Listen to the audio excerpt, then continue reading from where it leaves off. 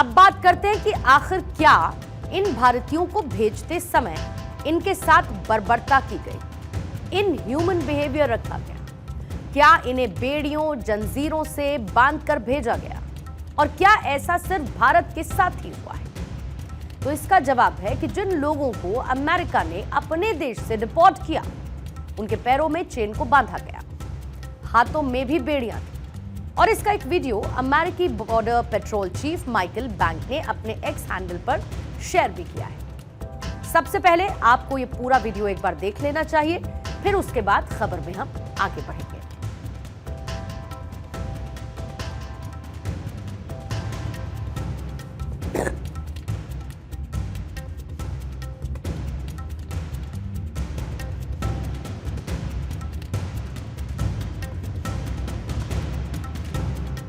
ये पूरा वीडियो अवैध भारतीयों को अमेरिका से भेजा गया।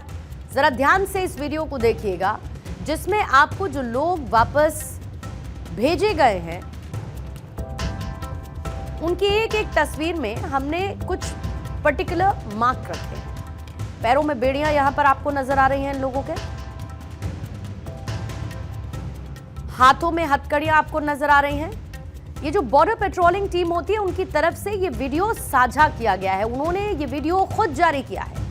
अवैध भारतीयों को अमेरिका से जब भेजा गया तो कैसे उनके पैरों में बेड़ियां थी, किस तरीके से हथकड़ी नजर आती है इन तस्वीरों में। ये जो वीडियो इस वक्त आप देख रहे हैं, इस वीडियो को देखने के बाद आपके मन में दो इमोशंस आ सकते हैं। पहला तो ये कि डिपोर्ट किए गए इन लोगों में 104 भारतीय भी थे और ऐसे में भारतवासियों का इस तरीके से अपमान होना, इसे देखकर आपको गुस्सा आना स्वाभाविक है। अब दूसरा इमोशन ये हो सकता है कि इन सभी ने गलत काम किया, दूसरे देश में अवैध तरीके से दाखिल हुए और ऐसे में अगर ये सकुशल वापस भी आ रहे हैं तब भी एक बड़ी बात है और ये उनके परिवार के लिए भी अच्छी खबर है कि अवैध रूप से दाखिल हुए उनके परिवार के सदस्य सकुशल वापस आ चुके हैं। लेकिन हमारे देश के विपक्ष ने अपनी राजनीति के हिसाब से सिर्फ पहले इमोशन को महसूस किया। उनका कहना है चाहे कुछ भी हो, वो अवैध तरीके से दाखिल ही अमेरिका में क्यों ना हुए हो, लेकिन उन्हें बेड़ियों में बांधकर भेजना भारतवासियों का अपमान है और ये सब कुछ प्रधानमंत्री मोदी की वजह से हुआ है। और अगर वो डोनाल्ड ट्रंप के इतने अच्छे दोस्त हैं तो इन 104 भारतीयों को अच्छे व्यवहार के साथ भारत क्यों नहीं लाया गया? क्या हम अपना जहाज नहीं भेज सकते थे उनको लेने के लिए? इस तरह से क्या इंसानों के साथ बर्ताव किया जाता है कि उनको हथकड़ियां पहना के, बेड़ियां पहना के भेजा यहाँ पे? लेकिन उनको जवाब देना चाहिए, ये कोई तरीका है क्या? सवाल सिर्फ ये नहीं कि अमेरिका से हालात के मारे भारतीयों को दासों की तरह बेड़ियों में जकड़कर अमानवीय परिस्थितियों में भारत भेजा गया। सोचिए आप, क्या सपना दिखाया जा रहा है कि भारत विश्व गुरु बनने जा रहा है और जो विश्व गुरु बना रहे थे वो आज सब मौन हैं। हमारा विदेश मंत्रालय क्या कर रहा था और क्या कर रहा है आज? सवाल ये कि महिलाओं और बच्चों को जो अपमानजनक परिस्थितियों में बचाने के लिए सरकार के पास क्या कामकाज है? अब विपक्ष के इन सवालों का जवाब विदेश मंत्री एस जयशंकर ने आज राज्यसभा में दिया, जहां पर उनके जो इंपॉर्टेंट पॉइंट्स थे उसमें 5 बातें शामिल थी। पहली क्या? सबसे पहले तो उन्होंने अमेरिका से भारत भेजे गए भारतीय नागरिकों की सही संख्या बताई। उन्होंने ये बताया कि अमेरिका से कुल 104 भारतीयों को वापस भेजा गया। इससे पहले खबर यह थी कि करीब 205 भारतीय नागरिकों को डिपोर्ट किया गया है। उन्होंने दूसरी बात यह कही कि ये सभी देशों की जिम्मेदारी है कि अगर उनके नागरिक विदेश में अवैध रूप से रह रहे हैं तो उन्हें वापस लिया जाए। इसके साथ ही उन्होंने ये भी बताया कि डिपोर्टेशन की प्रक्रिया कोई नई प्रक्रिया नहीं है और ये प्रक्रिया कई सालों से चली आ रही है, यानी कि इसमें कुछ भी नया नहीं है। विदेश मंत्री ने यह भी बताया कि अमेरिकी एजेंसी आईसीई ने उन्हें जानकारी दी है कि डिपोर्टेशन के दौरान महिलाओं और बच्चों को रिस्ट्रेंट में नहीं रखा जाता, यानी बांध कर नहीं रखा जाता, उनके हाथ और पैरों को नहीं बांधा गया। उन्होंने ये भी बताया कि डिपोर्टेशन के दौरान हवाई जहाज में restraint SOP, restraint standard procedure के तहत लगते हैं, साल 2012 में इसे लागू किया गया था, इस एसओपी को, और इसके तहत डिपोर्ट किए जा रहे लोगों को फ्लाइट में रिस्ट्रेन करके ले जाया था। So the process of deportation is not a new one. I repeat, not a new one, and has been ongoing for several years. I would like to share with the House details of deportation from the United States. 2009, number of deportees 734. 2010, 799. 2011, 597. 2012, 530. Deportations by the US are organized and executed by the Immigration and Customs Enforcement ICE authorities. अब आप ये भी देखिए कि इन SOPs का पालन कई देशों में किया जाता है और एक देश को इस बात का पूरा अधिकार है कि उसके यहाँ जो अवैध रूप से घुसा है वो उसे किसी भी तरीके से अपने मूल देश वापस भेजने के लिए स्वतंत्र है, और अमेरिका ने भी ऐसा ही किया है। बीते साल 6 सितंबर को सेंट्रल अमेरिका के पनामा देश से भी 130 भारतीयों को वापस डिपोर्ट किया गया था।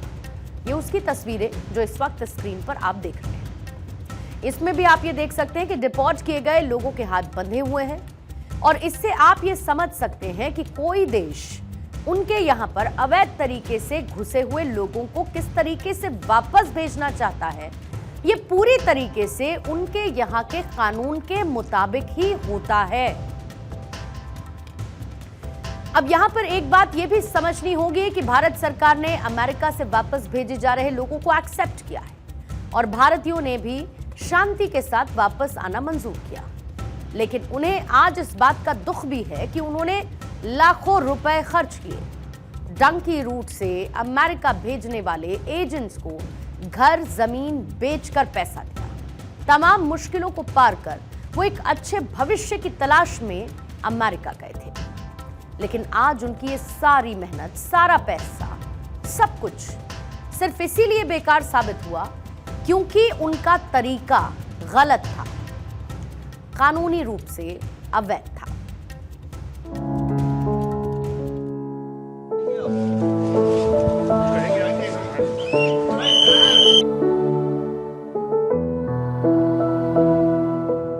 तेरे दिन उन्हीं छापा मार के इधर दे देते।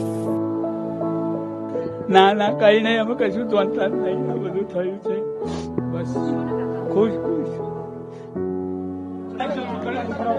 उधर हमारे हाथों में हथकड़ी, पैरों में हथकड़ी लगाकर, तो उसने हमको बोला कि आप कैंप पर जा रहे हैं।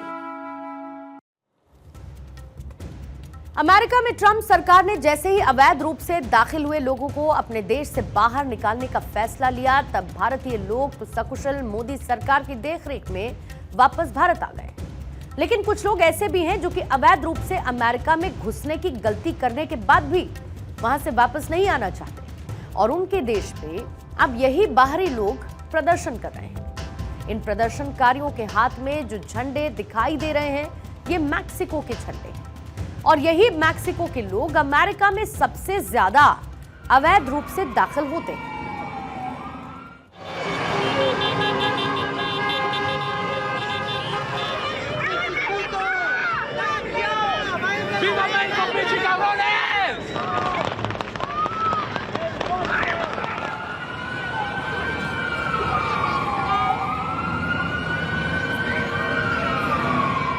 ये अमेरिका के लॉस एंजलिस की तस्वीरें हैं, और इन तस्वीरों को आप देख लीजिए और ये सोचिए कि जब अवैध रूप से घुसे इन लोगों की संख्या ज्यादा हो जाती है तो ये उस देश में रहना भी अपना हक समझने लगते हैं। इससे भारत को भी सीख लेने की जरूरत है, क्योंकि ये कुछ ऐसा ही है कि कोई जबरदस्ती आपके घर में घुस आए और फिर ये कहने लगे कि वो आपके घर में ही रहेगा, और ना मानने पर वो इस तरीके की हिंसा करने लगे।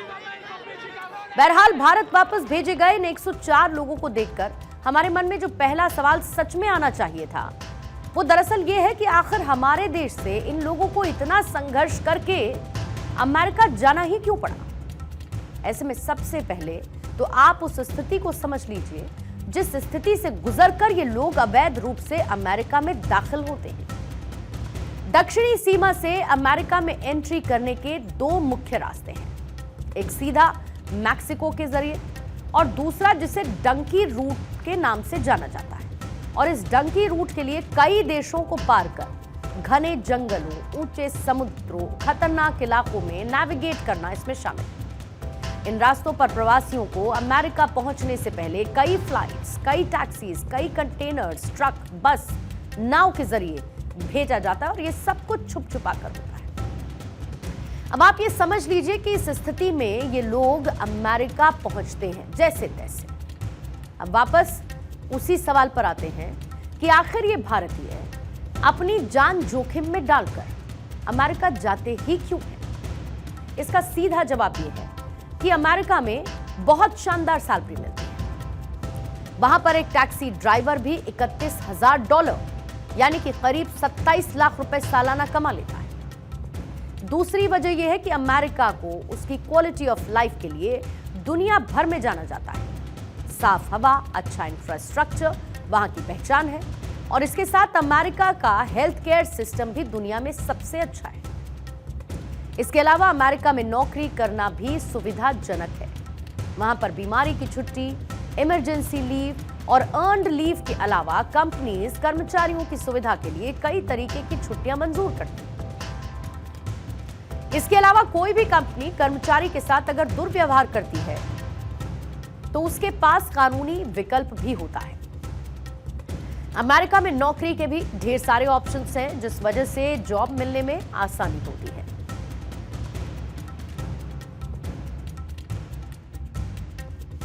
अमेरिका में टैलेंट को प्रोत्साहित किया जाता है और अगर कोई अच्छा काम कर रहा है तो कंपनीज उसे बोनस, पार्टी, डिनर या फिर छुट्टी जैसे अवार्ड देती है। ऊपर से अच्छा काम करने पर तुरंत प्रमोशन भी मिलने के ऑप्शंस ओपन रहते हैं। अब आप इस पूरे विश्लेषण को देखकर ये साफ साफ अंदाजा लगा सकते हैं कि समस्या अमेरिका के डिपोर्टेशन में नहीं है। समस्या इस बात में नहीं है कि अमेरिका में अवैध रूप से घुसे हुए भारतीयों के हाथ बांधकर उन्हें भारत लाया गया। समस्या तो दरअसल इस बात में है कि हमारे यहाँ और अमेरिका की स्थितियों में इतना अंतर क्यों है। और राजनीति से जुड़े हुए लोगों को तो इस बात पर विचार करना ही चाहिए कि हम ऐसा क्या करें कि भारत में भी अपने सिटीजन्स को वही सुविधाएं दे सके, वही क्वालिटी ऑफ लाइफ दे सके जो कि अमेरिका में दी जाती है। और यकीन करिए कि स्थितियां बदलने से, विकास लाने से ये समस्या जड़ से खत्म हो जाएगी और उसके बिना डिपोर्टेशन का ये खेल यूं ही चलता रहेगा। डंकी रूट की ये खबरें यूं ही आती रहेंगी और ऐसे में आज हम इस पूरी खबर से जुड़ी हुई राजनीतिक टीका टिप्पणियों को लेकर यही कहना चाहते हैं कि गालिब ताउम्र ये भूल करता रहा, भूल चेहरे पर थी और वो आईना साफ करता रहा।